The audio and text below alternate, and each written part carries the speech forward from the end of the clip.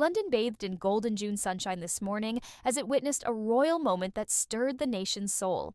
Princess Catherine made her dazzling return to public life at Trooping the Colour 2025, and she wasn't alone. With her in the iconic Ascot Landau carriage were her three young companions, Prince George, Princess Charlotte, and the ever-lively Prince Louis.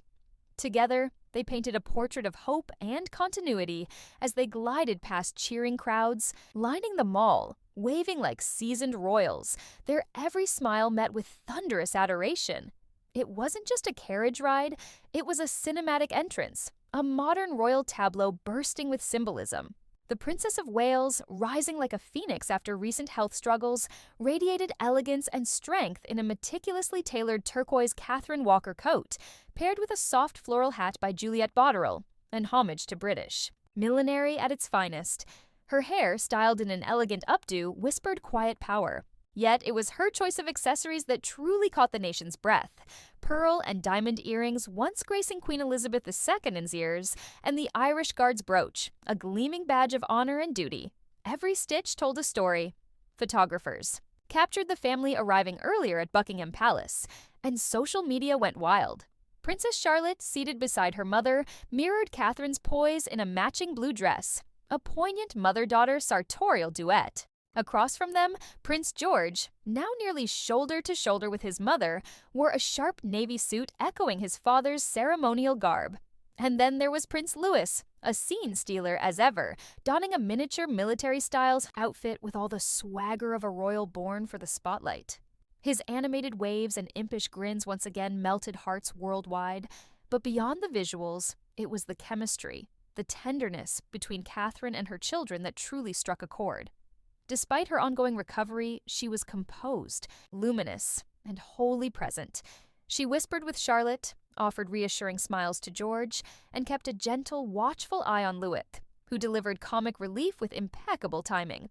Her grace was maternal, regal, and resilient, a woman reclaiming her place with dignity and heart.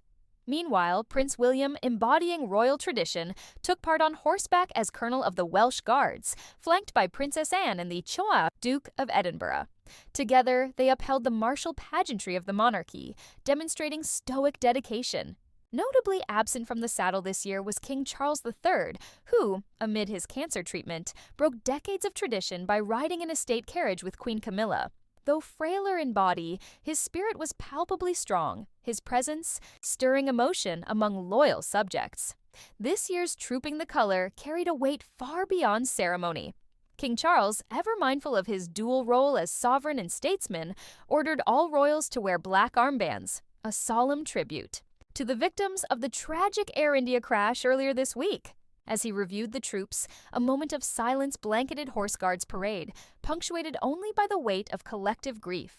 It was a moving reminder that the monarchy, while steeped in ritual, does not shy away from sorrow. The military display remained a breathtaking marvel. Over 1,600 soldiers, 200 horses, and 400 musicians marching in synchronicity, a living emblem of British tradition. Following the royal salute, a 41-gun salute thundered through Green Park, courtesy of the King's Troop, Royal Horse Artillery, a salute not just to monarchy, but to endurance, memory, and identity. Inside the Duke of Wellington's office, Catherine and the children observed as the massed bands of the Foot Guards performed a spellbinding musical troupe. Then came the symbolic crescendo.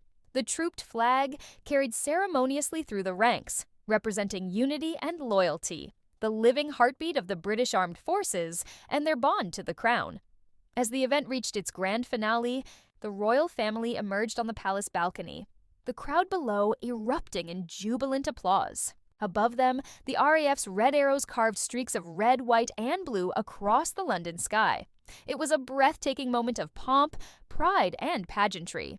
And, of course, young Louis stole the show again, covering his ears in mock agony at the flypast's roar, pulling faces that drew laughter from the watching world. Charlotte, calm and confident, exuded poise beyond her years, while George stood tall beside his parents, quietly stepping into his destiny. This wasn't just a birthday parade. It was a watershed, a royal reset, a tableau of continuity and courage. For King Charles, it marked his official birthday amid health tribulations. For Princess Catherine, it was her triumphant re-entry, not just as a future queen, but as a mother, a symbol, and a woman who endures. For the nation, it was a glimpse into the monarchy's beating heart, modern, compassionate, and firmly rooted in the values it serves. In her radiant return, Catherine reminded Britain, and the world, why she remains its most cherished, royal, not through grandeur or spectacle, but through quiet fortitude, maternal grace, and unspoken strength. With her children by her side and the nation behind her, today's parade wasn't just a celebration of the monarchy's present. It was a living preview of its future,